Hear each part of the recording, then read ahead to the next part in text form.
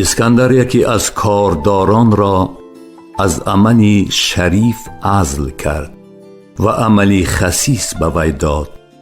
روز آن مرد به اسکندر درآمد، گفت: چگونه می‌بینی عملی خویش را؟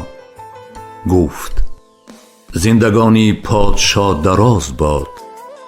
نه مرد به عمل بزرگ و شریف گردد، بلکه عمل به مرد بزرگ و شریف شود.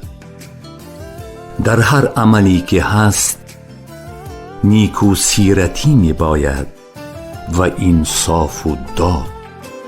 اسکندر را خوش آمد، عملی وی را به وی باز داد.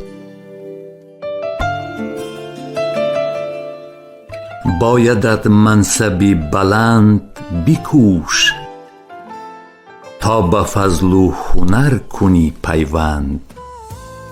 نه به منصب بود بلندی مرد، بلکه منصب شود به مرد بلند.